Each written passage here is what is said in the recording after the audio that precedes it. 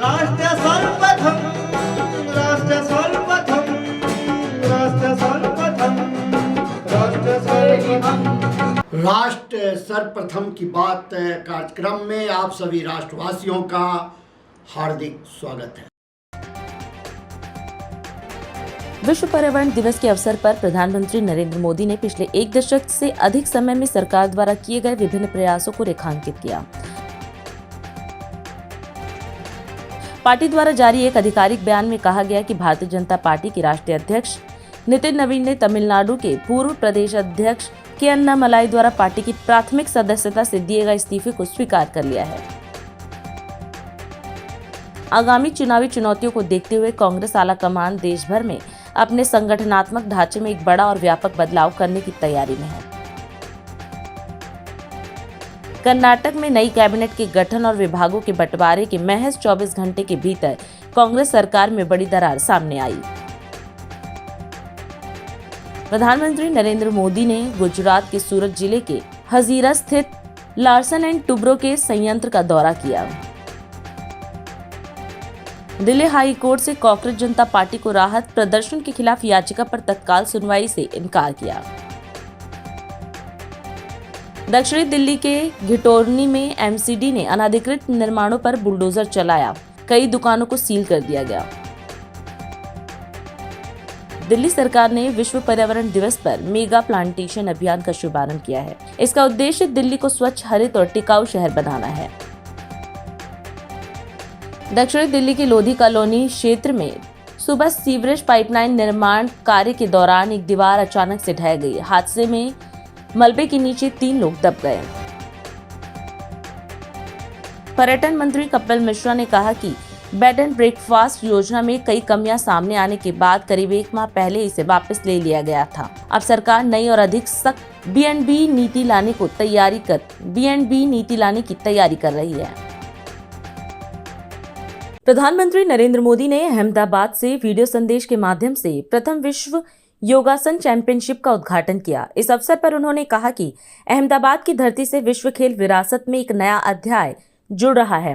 प्रधानमंत्री ने दुनिया भर से आए खिलाड़ियों का स्वागत करते हुए कहा कि यूनेस्को विश्व धरोहर शहर अहमदाबाद में इस आयोजन का होना देश के लिए गर्व की बात है। उन्होंने कहा कि विश्व योग दिवस से पहले आयोजित यह चैंपियनशिप स्वास्थ्य और कल्याण का संदेश दे रही है तथा योग को वैश्विक पहचान दिलाने में भारत की महत्वपूर्ण भूमिका को भी रेखांकित करती है। आज अहमदाबाद की धरती से विश्व की स्पोर्ट्स लेगेसी में एक और नया अध्याय जुड़ा है। आज पहली वर्ल्ड योगासना चैंपियनशिप शुरू हो रही है। मैं इस चैंपियनशिप में हिस्सा लेने आए सभी देशों के एथलीट्स का भारत में स्वागत करता हूं, अपनी शुभकामनाएं देता हूं। Ahmedabad UNESCO world heritage city है और भारत के इस ऐतिहासिक शहर में ये आयोजन पूरे देश के लिए गर्व की बात है। अब से कुछ दिन बाद 21 जून को वर्ल्ड योगा डे भी मनाया जाएगा। उस दिन दुनिया के अलग अलग देशों में योग से जुड़े आयोजन होंगे और इसका प्रमुख कार्यक्रम भारत के एक और ऐतिहासिक शहर कोलकाता में होगा। वर्ल्ड योगा डे से पहले वर्ल्ड योगासना चैंपियनशिप अपने आप में हेल्थ और वेलनेस की डबल डोज लेकर आ गई है। साथियों, करीब 1 दशक पहले भारत संयुक्त राष्ट्र में अंतर्राष्ट्रीय योग दिवस का प्रस्ताव लेकर गया था। हम प्राचीन भारतीय परंपरा को पूरी मानवता के स्वास्थ्य और सामूहिक कल्याण से जोड़ना चाहते थे और तब यूएन में 190 देशों ने 190 कंट्रीज ने भारत के इस प्रस्ताव को समर्थन किया था। आज यह देखकर बहुत खुशी होती है, करोड़ों लोग योग को अपनी दिनचर्या का हिस्सा बना चुके हैं। ध्यान, प्राणायाम उनकी जीवन शैली का हिस्सा बन रहा है। लेकिन साथियों, हर जीवन परंपरा समय के साथ नए चरण में प्रवेश करती है। योगासन स्पोर्ट्स की ये वर्ल्ड चैंपियनशिप इसी चरण का शुभारंभ है। इस चैंपियनशिप के माध्यम से योगासन को एक कॉम्पिटिटिव स्पोर्ट्स के रूप में नई पहचान मिलेगी। मुझे विश्वास है कि भविष्य में योगासन भी अंतर्राष्ट्रीय खेलकूद में अपनी जगह बनाएगा, चाहे ओलंपिक्स हो या मल्टी स्पोर्ट्स इवेंट्स हो।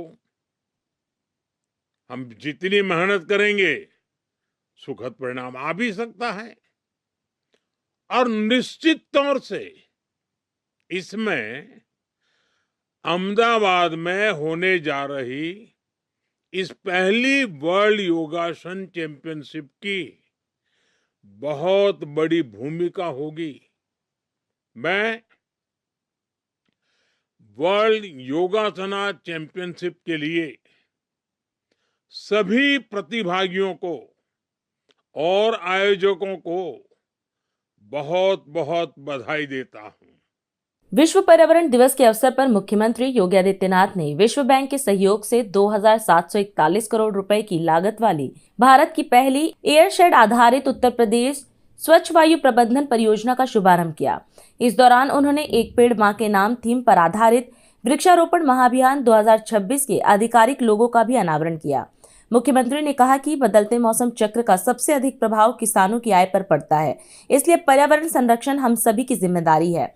उन्होंने प्रदेशवासियों से अपील की कि विश्व पर्यावरण दिवस पर हर व्यक्ति अपनी मां के नाम से एक पौधा अवश्य लगाए। विश्व पर्यावरण दिवस के अवसर पर आयोजित आज के इस समारोह में हृदय से धन्यवाद देते हुए आप सबका मैं स्वागत करता हूं, अभिनंदन करता हूं। आज का दिन हम सब के लिए बहुत महत्वपूर्ण है, और महत्वपूर्ण इसलिए है क्योंकि एक सामान्य बोलचाल की भाषा में भी हम सब इस बारे में परिचित हैं, इन चीजों को अभ्यास करते हैं कि जल है तो कल है, वन है तो जीवन है। यानी एक दूसरे के साथ कैसे जीवन चक्र जुड़ा हुआ है, लेकिन उनकी हमने सर्वाधिक उपेक्षा भी की है, और उस उपेक्षा की कीमत आज विश्व मानवता चुका रही है।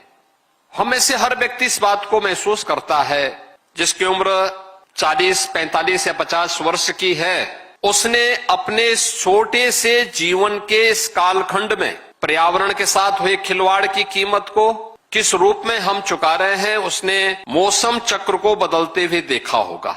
हम लोग इस बात को देखते हैं कि इससे पहले, यानी आप देखेंगे आज से 25 वर्ष पहले मौसम का जो चक्र होता था उसमें और आज में लगभग 1 से 1.5 महीने का अंतर आ गया है। परिणाम क्या है?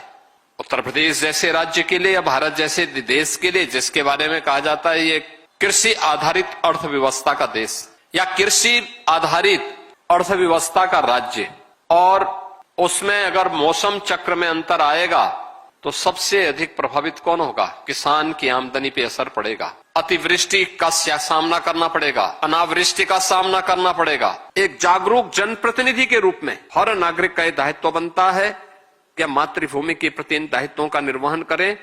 आज के इस अवसर पर, विश्व पर्यावरण दिवस के अवसर पर जो एक कार्यक्रम आज आयोजित किया गया है, एक पेड़ मां के नाम, आप सबसे और पूरे प्रदेशवासियों से मैं अपील करूंगा कि आज तो आप एक पेड़ मां के नाम लगाए ही, यह अभियान हमारा आगे बढ़ेगा।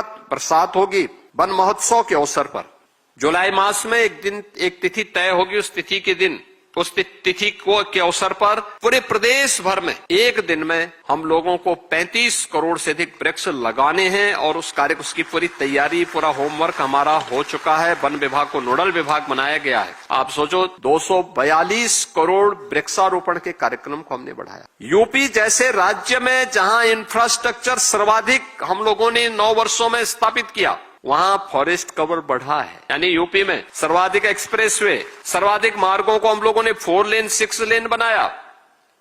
सबसे ज्यादा इंफ्रास्ट्रक्चर देश के अंदर किसी राज्य में स्थापित हुआ है 9 वर्षों में तो यूपी के अंदर हुआ, लेकिन उस राज्य ने फॉरेस्ट कवर बढ़ाने में भी सफलता प्राप्त की। ये चीजें दिखती हैं कि अच्छी प्रगति उस दिशा में हुई है, लेकिन हर नागरिक जागरूक हो जाए तो यह तो हम करें, सिंगल यूज प्लास्टिक को पूरी तरह मुक्त करें। पर्यावरण के लिए भी संकट है, आपके स्वास्थ्य के लिए भी संकट है। स्वच्छ पर्यावरण के माध्यम से ही संभव हो सकती है, और स्वच्छ पर्यावरण की दिशा में हम सब मिलकर के कार्य करेंगे। इस विश्वास के साथ आत्मनिर्भर विकसित भारत के साथ हमें आत्मनिर्भर विकसित उत्तर प्रदेश के इस कार्यक्रम में अपना योगदान देना होगा। आप सबके प्रति मेरी मंगलमय शुभकामनाएं हैं।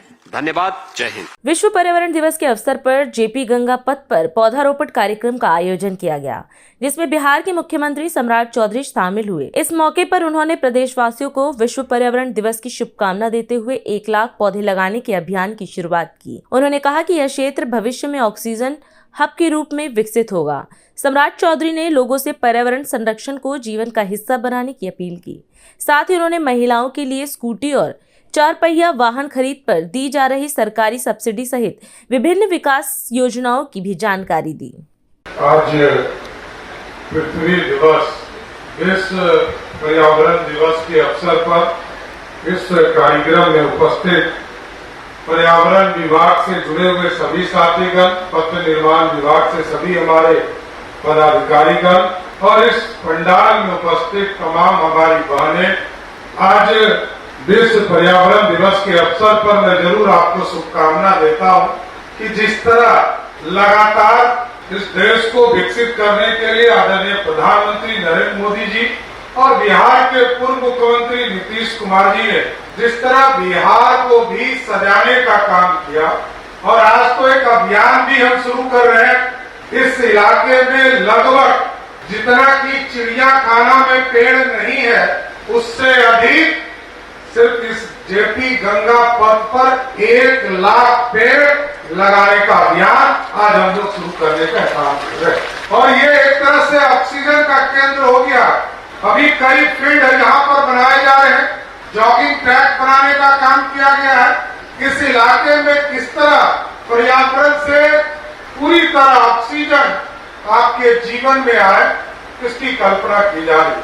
जब बिहार बटा था तो लगभग 10% से नीचे हमारा फॉरेस्ट इलाका था, लेकिन नीतीश कुमार जी ने इसको बढ़ाया और आदरणीय प्रधानमंत्री जी लगातार इसकी चिंता करते हैं। और आज आप देखते होंगे हम लोगों की को स्पष्ट तौर पर निर्देश है सभी लोगों, और स्वेच्छा से सभी सरकारें इसमें योगदान भी दे रही है कि हम पर्यावरण को कैसे अपने जीवन में ढालने का काम करें।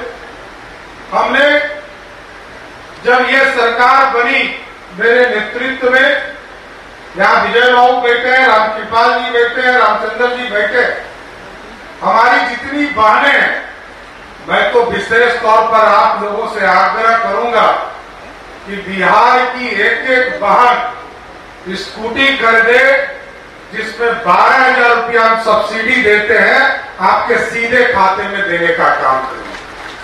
और यदि 4 चक्का गाड़ी आप खरीदेंगे जो ईवी से रिलेटेड होगा, तो उसमें भी 1 लाख रुपया आपको बिहार सरकार अपने खजाने से देकर आपको गाड़ी खरीदवाने का काम करेगा। इसलिए पूरा जीवन बदलने का समय आ गया। पीएम सूर्य घर योजना हम लोगों को अपने जीवन में लेना है। अभी आपको जानकर खुशी भी होगी, और वित्त मंत्री के तौर पर मैंने काम किया है तो थोड़ा दुख भी होता है। 23,000 करोड़ रुपया हम सिर्फ बिजली में सब्सिडी देते हैं। इस देश के किसी कोने में ऐसी व्यवस्था इस देश में कहीं नहीं है। सबसे ज्यादा सब्सिडी हम देते हैं, और हम लोगों के लिए भी चिंता का विषय है, क्योंकि हमारे पास 3,47,000 करोड़ के बजट में 60 से 70,000 करोड़ ही अपना संसाधन है, और मात्र उसमें से 1/3 राशि हम सब्सिडी सिर्फ बिजली के सब्सिडी में देते हैं। तो मैं जरूर आग्रह करूंगा कि अपने घरों पर सोलर युक्त बिजली उत्पादन केंद्र लगाएं, यंत्र लगाएं। इसलिए मैं फिर से विश्व पर्यावरण दिवस के शुभ अवसर पर आप तमाम लोगों को शुभकामना देता हूं, बधाई देता हूं। जीवन को इससे जोड़ने का काम कीजिए। बहुत बहुत धन्यवाद। अभी समय है एक ब्रेक का, हम चलते हैं ब्रेक पर। आप कहीं जाए नहीं, छोटा सा ब्रेक। श्रेया फर्निशिंग लेकर आया है आपके लिए होम कलेक्शन, जिसमें आपको मिलता है upholstery fabric, designer curtains, home and office decoratives, carpets and sofa cover कम से कम दाम में कीर्ति नगर में आपके लिए उपलब्ध है। Kamal Buildtech Private Limited, fulfilling promises. With our professional team and experience of delivering projects, in past we guarantee you peace of mind and top quality work in an affordable price. और अधिक खबरों के लिए आप हमारे YouTube channel दैनिक India दर्पण को अभी सब्सक्राइब करें और नोटिफिकेशन के लिए बेल आइकन को प्रेस करना ना भूलें। राष्ट्र सर्वप्रथम की बात कार्यक्रम में ब्रेक के बाद एक बार फिर आप सभी राष्ट्रवासियों का स्वागत है। हरियाणा के मुख्यमंत्री नायाब सिंह सैनी ने जायका वित्त पोषित सतत बागवानी संवर्धन परियोजना का शुभारंभ किया और हरियाणा एग्री बिजनेस एवं कोल्ड चेन केंद्र की आधारशिला रखी। इस अवसर पर उन्होंने कहा कि ये दोनों ऐतिहासिक परियोजनाएं किसानों की आय बढ़ाने और कृषि क्षेत्र को नई दिशा देने में महत्वपूर्ण भूमिका निभाएगी। विश्व पर्यावरण दिवस के अवसर पर मुख्यमंत्री ने एक पेड़ मां के नाम अभियान का भी उल्लेख किया और पर्यावरण संरक्षण के प्रति सरकार की प्रतिबद्धता दोहराई। उन्होंने कहा कि हरियाणा हरित क्रांति की भूमि रहा है और अब आधुनिक कृषि चुनौतियों का समाधान करने की दिशा में तेजी से आगे बढ़ रहा है। आज का यह दिन ये कोई साधारण दिन नहीं है। हम सब जानते हैं कि आज 5 जून आज विश्व पर्यावरण दिवस, वर्ल्ड एनवायरनमेंट डे, और इस अवसर पर मैं हरियाणा की धरती पर 2 ऐसी ऐतिहासिक परियोजनाओं का शुभारंभ हो रहा है जो न केवल हमारे किसान की आय बदलेंगी बल्कि हरियाणा की कृषि की पूरी कहानी को नए सिरे से लिखने का ये काम करेंगी। साथियों, 2 जून 2024 हमारे देश के यशस्वी प्रधानमंत्री आदरणीय नरेंद्र मोदी जी ने एक पेड़ मां के नाम अभियान का आगाज किया था। उन्होंने उस समय कहा था, आदरणीय मोदी जी ने कहा था कि जितना सम्मान हम अपनी जन्म देने वाली मां को देते हैं उतना ही सम्मान हमें धरती मां को भी देना होगा। साथियों, धरती मां के प्रति हमारी सच्ची श्रद्धा और समर्पण का ये प्रतीक है। साथियों, हरियाणा तो वो भूमि है जिसने इस देश को हरित क्रांति दी है। मुझे खुशी है कि आज हमारे किसान ने अपने पसीने से, अपनी मेहनत से पूरे देश का आज पेट भरा है। साथियों, आज चुनौतियां नई हैं। हम सब जानते हैं ज्यों-ज्यों बड़ी गति से समय बदलता है हमारे सामने नई नई चुनौतियां वो भी आती हैं। साथियों, जलवायु परिवर्तन, भूजल स्तर, हम देख रहे हैं कि हमारा भूजल स्तर भी कितना नीचे चला गया है।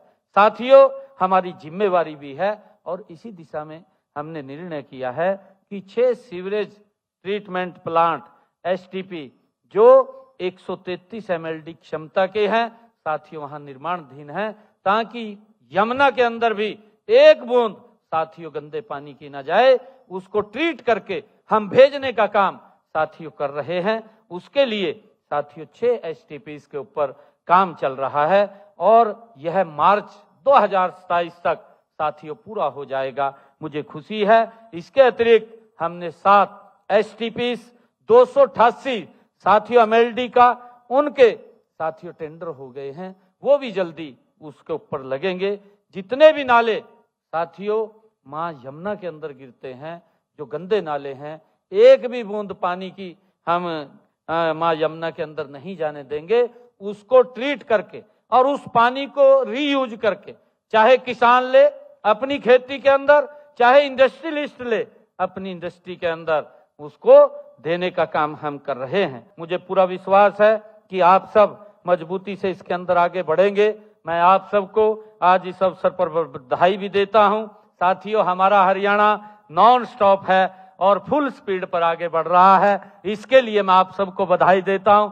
जय हिंद, जय भारत। साथियों, जय हरियाणा। आप सबका बहुत बहुत धन्यवाद। विश्व पर्यावरण दिवस के अवसर पर नैनीताल के भीमताल में आयोजित राज्य स्तरीय कार्यक्रम में मुख्यमंत्री पुष्कर सिंह धामी ने हिस्सा लिया। इस दौरान उन्होंने करीब 100 करोड़ रुपए की विकास परियोजनाओं का लोकार्पण और शिलान्यास किया। मुख्यमंत्री ने कहा कि ये परियोजनाएं जनपदवासियों के जीवन को सुगम बनाने और क्षेत्र के विकास को नई गति देने में महत्वपूर्ण भूमिका निभाएंगी। उन्होंने कहा कि प्राकृतिक सौंदर्य और हरियाली से भरपूर भीमताल में आयोजित यह कार्यक्रम पर्यावरण संरक्षण के संदेश को और अधिक सार्थक बनाता है। साथ ही उन्होंने प्राकृतिक और पर्यावरण की सुरक्षा को सभी की सामूहिक जिम्मेदारी बताया। भाइयों बहनों, आज पर्यावरण दिवस के अवसर पर जहां हम पर्यावरण को बचाने का संकल्प लेंगे, पर्यावरण के संरक्षण और संवर्धन का संकल्प लेंगे, वहीं आज हमने लगभग 100 करोड़ की योजनाओं का, नैनीताल जनपद की 100 करोड़ की विकास योजनाओं का आज यहां पर लोकार्पण और शिलान्यास भी किया है। और ये सभी योजनाएं आने वाले समय में हमारे इस जनपद वासियों के लिए, बहुत उनकी सुविधा के लिए, उनके विकास के लिए, उनके जीवन को सरल बनाने के लिए एक मील का पत्थर साबित होंगी। आज विश्व पर्यावरण दिवस के अवसर पर प्राकृतिक सौंदर्य से भरपूर इस सुंदर नगरी भीमताल में आप सभी के बीच में उपस्थित होकर मैं स्वयं को गौरवशाली और सौभाग्यशाली दोनों ही अनुभव कर रहा हूं। और विश्व पर्यावरण दिवस का ये कार्यक्रम भीमताल में होना अपने आप में अत्यंत महत्वपूर्ण है, क्योंकि यहाँ की सुंदर झील, चारों ओर फैली हरियाली, पर्वतों की अद्भुत श्रृंखला और प्रकृति की अनुपम छटा हमें केवल आनंद का अनुभव ही नहीं, बल्कि हमें यह भी याद दिलाती है प्रकृति और पर्यावरण ही हमारा वर्तमान भी है और हमारा भविष्य भी है। इसलिए इस प्रकृति और पर्यावरण को सुरक्षित रखना, संरक्षित रखना हम सभी का दायित्व है, हम सभी की जिम्मेदारी है। भाइयों बहनों, आज का दिन केवल पौधे लगाने या औपचारिक कार्यक्रम को करने का ही नहीं, बल्कि आज का दिन हम सभी को एक सोचने का, विचारने का और आत्मचिंतन करने का भी दिन है।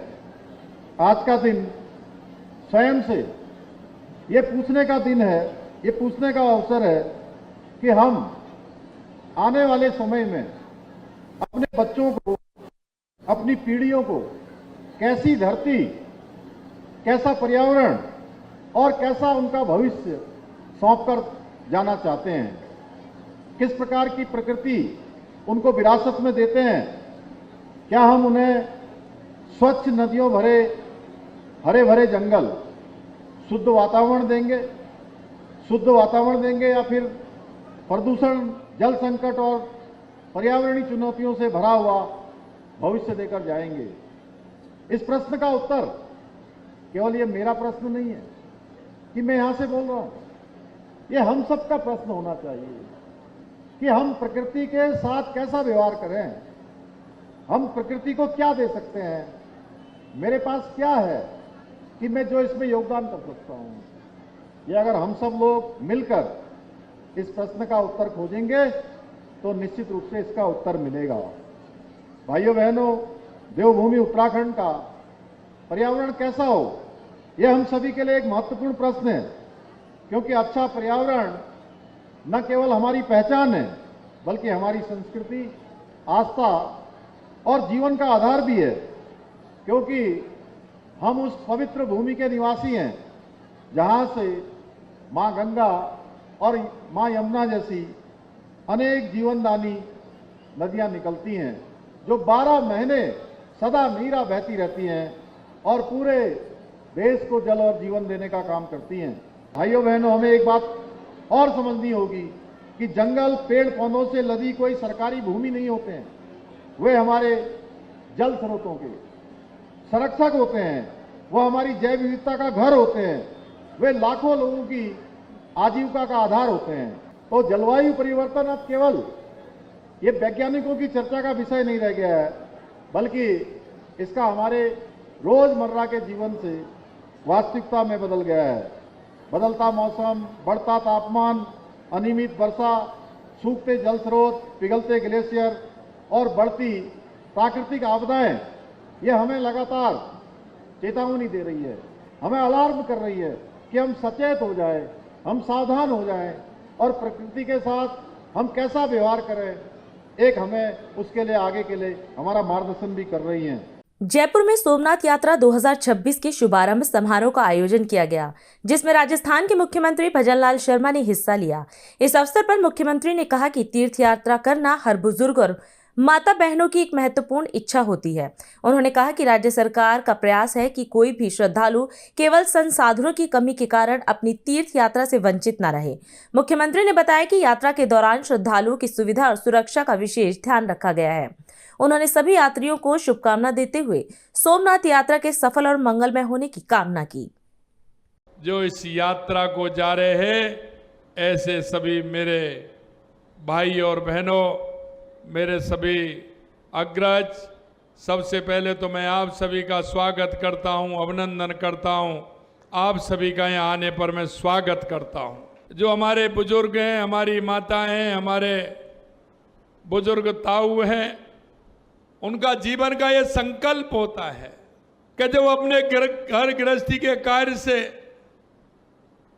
जब वो फ्री हो जाते हैं, बच्चों की पढ़ाई लिखाई शादी ब्याह करके, तो उनके मन में एक बात आती है कि मैं क्यों ना कोई तीर्थाटन करके आऊं। हम चाहते हैं कि ऐसा कोई भी हमारा बुजुर्ग नहीं रहे, कोई भी हमारी माता नहीं रहे, कोई भी हमारा ताऊ काका नहीं रहे जो उसके मन में यात्रा करने की हो और वो यात्रा नहीं कर पाए। इसलिए हमने इस यात्रा को प्रारंभ किया है, जिसे सभी जाकर के पूर्ण रूप से यात्रा करके आए। पहले हम देखते थे, ट्रेन में जाते थे, ट्रेन में गर्मी होती थी, बड़ी परेशानी होती थी। हमने कहा कि नहीं, हमारे वो बुजुर्ग हैं, उनकी सेवा करना हमारा कर्तव्य है, हमारा धर्म है। इसलिए हम उनको एसी गाड़ी के अंदर भेजेंगे, जिससे किसी तरह की कोई परेशानी नहीं हो। हमारे भाई सोमनाथ तीर्थ यात्रा पर रवाना हो रहे हैं। आप सभी श्रद्धालुओं का, आप सभी का मुझे आशीर्वाद लेने का, जो मेरे को यहाँ आकर के जो आपका आशीर्वाद मिला है, आपके दर्शन का लाभ हुआ है, निश्चित रूप से मैं बहुत ही सौभाग्यशाली हूं। आपकी यात्रा मंगलमय हो, आपकी यात्रा शुभ हो। भगवान शिव के 12 ज्योतिर्लिंग है, लेकिन सबसे प्रथम ज्योतिर्लिंग है जो पूजा जाता है, वो सोमनाथ है। और आप बाबा सोमनाथ की यात्रा के लिए जा रहे हैं। वही नहीं, आपको वहां उसके साथ साथ नागेश्वर भगवान भी मिलेंगे। आप भेड़ द्वारका भी जाएंगे, द्वारका भी जाएंगे। मन में हमेशा ये रहता है कि हम द्वारका नहीं देखा, सोमनाथ नहीं देखा। भगवान ने जहां जाकर के अलग ही अपना द्वारका धाम बनाया था। और आप सभी जानते हैं कि उन ऐसे स्थानों पर जाने से निश्चित रूप से हमारे मन में वो शांति का भाव, आध्यात्मिकता का भाव जो आता है, वो हमारे ऐसे स्थानों से आता है। वो हमारे लिए बहुत ही हमारे गर्व की बात होती है कि हम हमारे ऐसे स्थान पर तीर्थाटन के लिए जाते हैं, तो हमें गर्व की अनुभूति भी होती है। मैं वरिष्ठ नागरिक तीर्थ यात्रा के संचालन के लिए मैं इतना ही कहूँगा कि ये यात्रा हमारी लगातार चलती रहेगी। हम हमारे बुजुर्गों को इस तरह की यात्रा आगे भी कराते रहेंगे। और अधिक खबरों के लिए आप हमारे YouTube चैनल दैनिक इंडिया दर्पण को अभी सब्सक्राइब करें और नोटिफिकेशन के लिए बेल आइकन को प्रेस करना ना भूलें।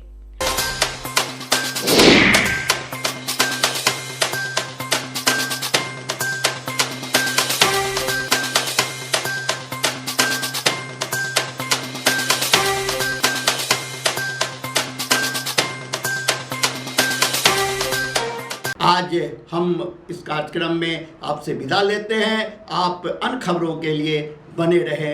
राष्ट्र सर्वप्रथम, वंदे मातरम, जाग उठा है भारत।